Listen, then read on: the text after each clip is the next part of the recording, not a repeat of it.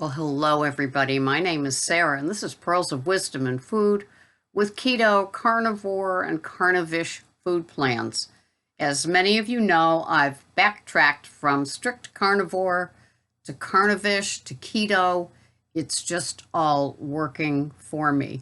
I'm almost 70 years old. And so I was missing the veg.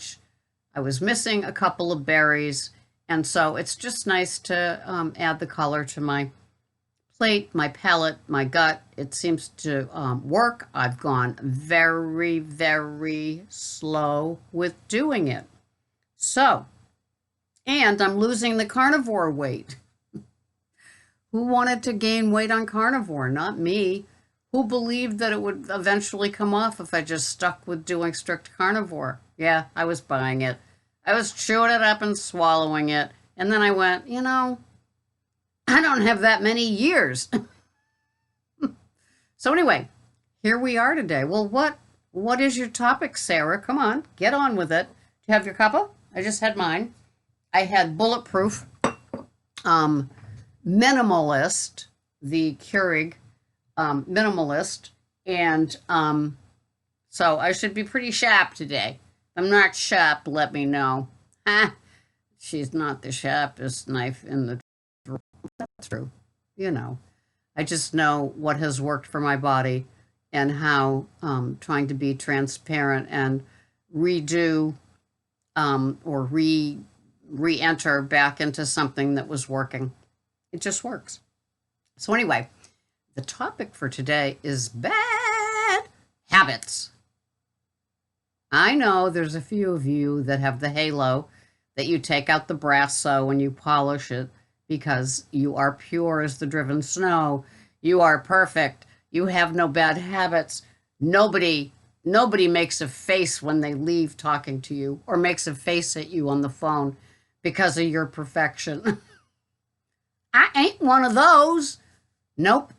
I have my bad habits. I have my annoying eccentricities. I've always felt I was eccentric. I guess on my resume it would say, works best alone. Not that I growled when I worked with other people, but, as I look at my jobs, my solitary jobs in the last at least 20 years, I was a desk clerk, night auditor overnight. I was alone there. I worked in group homes. I was the only staff there. Instacart, delivering newspapers, Ubering, lifting. So I've always had solitary jobs that I just kind of, matroning, hello, except for my group of prisoners, but I had my own office I could go to and, detox or debrief from the nasty stuff. But anyway, I find that, my bad habits could, I don't know if they continue as I do solitary work, but there's nobody saying, could you not, snap your gum? Were you a gum snapper like I was? Oh, I love snapping my gum. Well, fortunately, that was one of the bad habits that I was able to get rid of. It was lifelong. I didn't even realize it was a habit. It was just something that I did. I always felt that chewing gum was a stress reliever. I smoked cigarettes for, I don't know, from 14 to 25, 11 years. And so I know that, that was the stress reliever. You could go have a cigarette. You could light up. It was a pause. I always remember fights as a smoker because you could just escape the fight by lighting a cigarette and exhaling. And then, maybe it gave your brain a chance to either say, let's not do this anymore, or one more arrow that I could try to poison you with. Yeah, that was a bad habit. I was real bad with a forked tongue. So the gum was something, and I remember doing videos. I've been doing videos here since I was Weight Watcher, so 7-8 years of videos here on YouTube. And I would do I brought out all the gums that I had because I had different varieties. Now, here's a disclosure. I now work on 4 toothpastes at the same time. As a matron, I had 4 toothpastes. I'd lay them out. And, if a cop ever came in there to have to talk to me, they'd look at the toothpaste and they'd go, what are all these for? And it's the same now. I have some that I like to be zapped, like before I go out in public, and as you know from my other videos, I brush my teeth before I come and talk to you here. Now, how eccentric is that? And so that was, it's not a habit. It's not bad. It's just one of those odd things. But I did switch. I do brush my teeth a lot more often. And I never really got into the Tic Tac mint thing. When I gave up the gum, I kind of just went chewing gum, chewing tons of sticks of gum to none.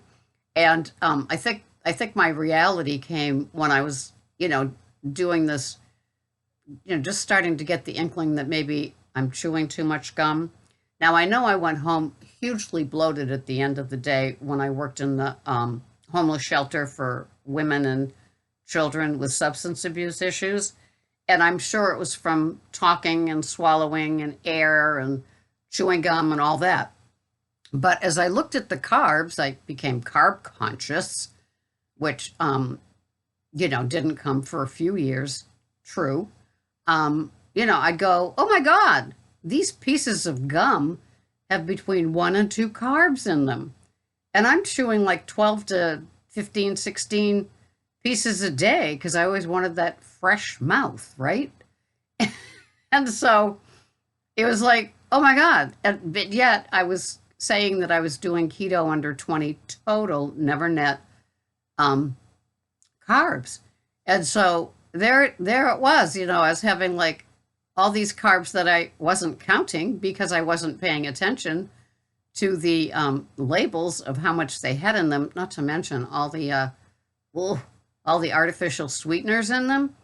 And now just the idea of if I had one sip of like a diet ginger ale, it would be like, ew, I'd rather have the sugar version. Thank you very much.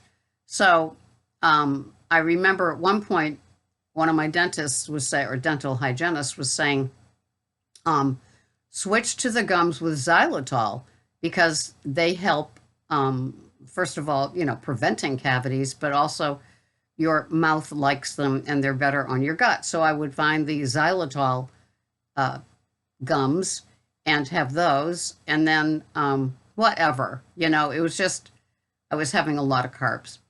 And so same thing with the sweeteners, very bad habit in my coffee, decades. I mean, when you're almost 70, I had like 55 years of having sweetened coffee.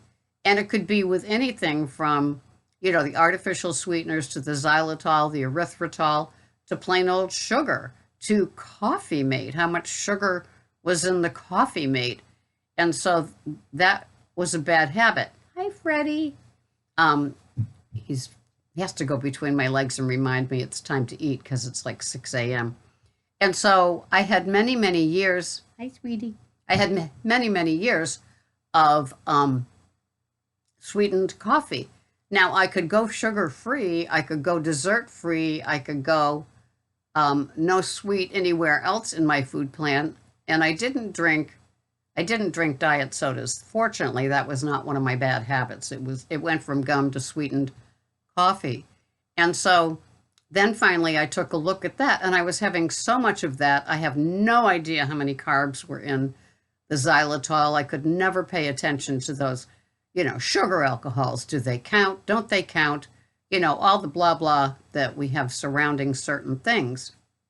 And so finally I was able to ditch all those sugar alternatives as opposed to artificial sweeteners, because I do believe there's a difference. I believe those little packets all are very, very dangerous for our female bodies and mixing up with our hormones and our brain and kind of scary stuff. And, does it stay in your body? I've read reports where the artificial sweeteners kind of stay in your body. Where do they stay? I don't know. But I was finally able to knock that bad habit out. And so on, the bad habits go, not just with not just with things that we put into our mouths, but other parts. We could be totally obsessed with watching videos, thinking that the next right thing is around the corner. And because this 30-year-old woman, dropped 50 pounds and she goes from a size 0 to a size 2, we could do that again. I didn't have the bikini body in high school. I didn't have it as a kid. And so it's not coming back. But you've often heard me say, I do weigh less today than I did when I was 8 years old. I was overweight, probably categorized as obese by today's standards from the age of 8 on. My body matured quickly, and so I'm adopted, so I have no idea where that came from. I know I was eating standard American diet. Ugh. My parents were alcoholics, so there wasn't a lot of food in the house. So when I babysat, I was a scavenger and I ate what I could there. So I wasn't into meat, veg, sometimes a potato type of food plan. So my teeth were rotted out. They probably still are. I'm a mouth of silver right to this day. And so sugar was my go-to. It was like, what do you eat? Sugar. How do you eat it? Many, many forms. The raw cookie dough, the cans of frosting, the sodas, and so I was a brat. My parents, I had a Boston Whaler, a little Boston Whaler, around the age of 11, and there was a McDonald's in the next town on the water, so I would take it there. I would have at that point I was drinking diet sodas. I would have a tab and 2 large French fries, no burger, and then I had 1 year where my doctor was giving me diet pills, which were speed. I lost 40 and then immediately put it back, of course. And so, I had, those are my versions of diets, and I always knew that Weight Watchers was eventually there. I turned to Weight Watchers. I was in an AA meeting and there was this beautiful, gorgeous Elizabeth Taylor looking woman. She's rich. She drove a Bentley. She had a Mercedes. She had, she just 3 houses, and yet, she had the when she sat down, her belly went out further than her boobs, and I said, "Wow, if I ever get that bad." And then, of course, I looked down and my belly was out further than my boobs, and I said, "That is it. I'm going to do Weight Watchers," and so I did that. Lost the 16 pounds or 17 pounds, and then did Weight Watchers for like 16, 17 months with the points and the videos. I've got tons of them. You can go back. Then I switched to low carb, high fat. I gave up the sugar. I gave up the wheat, and then along to keto, and then keto under 20 total carbs, keto under 10 total carbs, jumped more to carnivish, and now I'm back doing keto with heavier meat. Make sure I get enough fats. I don't do macros. I don't. But when I see it on the chronometer, I see that they are kind of equal. The fats equal the protein often. I don't know. But because I'm older, I finally realized that calories in, calories out does matter. I can't do like the kids and have, 2.5 pounds of meat and not expect to have gained weight. Duh. The release of that weight never happened. My body never said, okay, good, you've had enough. So I do pay attention. I never got into the net carbs. I think that is a very dangerous place to be. That's where you can play with all the keto treats and the keto-fied and the keto cooking and all those goodies and all those candy bars with wigs, those Quest bars that some people can do. Not me. My body would say, candy bar with wigs, why not just have the candy bar, right? So I have to be careful with what I have. And I find that deprivation is something that I don't, I don't hang on to.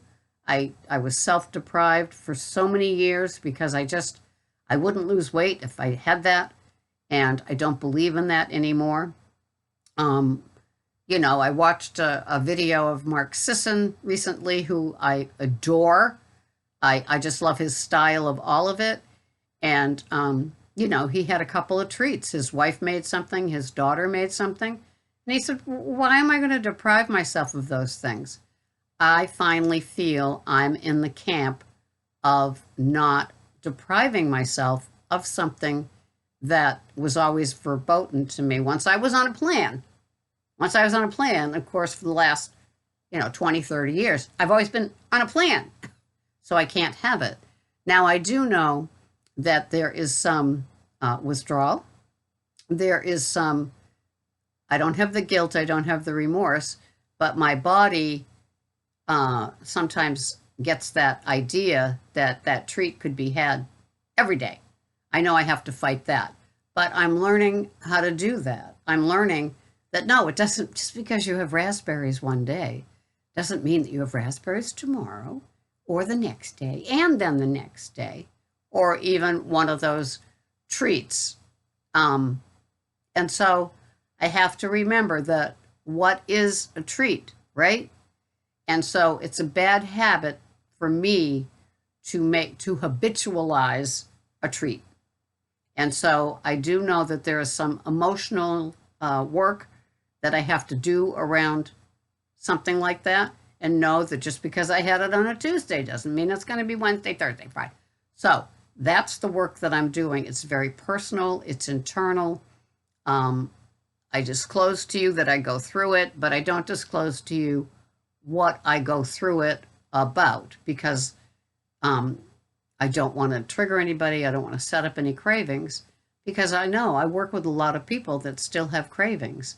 And so getting to the place with my food addiction, my carb addiction, my sugar addiction, means that if there is one of those things allowed eventually in your life, that know that you've got another layer of work to do around it. And it's okay, for somebody to be able to normalize their food and see that you can have something off the record or off plan. Planned, though, it's a rare and appropriate thing, and then not immediately go into a binge. I think it's possible, at least it is for me, and it takes a lot of work. Not everybody reaches this. I never thought I could, but that's what I'm doing now. And so there's a lot of internal work going on still. I think if you've got food, sugar, carb addiction, you will always have it. It's maintaining and managing it when you feel you're in a certain place. Not for everybody, but for some of us, we can do it. I got my two favorite men in this world of Keto-Carnivore do it, and I honor them, and it also has taught me that I can as well. I'm not a cheater-treater without the plan in place firmly. I don't do, slipped again. It's not about that. It's about the real serious work involved with having that and then working through it. A lot of emotional work, I'm telling you. Some of you already do that and you know what I'm talking about. Free to share it down below, just without the type of food, please, so it doesn't trigger cravings or triggers in other people. So we move on, right? Life is not about deprivation. I used to buy bath salts, for example, Dr. Teal's, and never use them because I had to be for a special occasion. What? Now I do it all the time. So it's that sort of thing, not to the point of losing a little bit of control. There's always a restraint. And restraint is different than losing control because of the planning, the head work, the writing it down, things like that. So, thank you very much. This has been a long one. If you're on the rebounder, yes, look down. You've gone longer than usual. If you're doing your floor exercises with your bands, yep, you've done an extra bonus. Bonus! But habits are habits, and turning a habit around and getting on top of it and finally tackling it is a great place to be. It takes a lot of work. I honor that. You can always write down below or email me. We can talk about the struggle. I will see you the next time. Thank you so much for being here. Our food journeys are just that, always fluid, always being tweaked. Thanks so much for being here. I'll see you the next time. Bye-bye for now.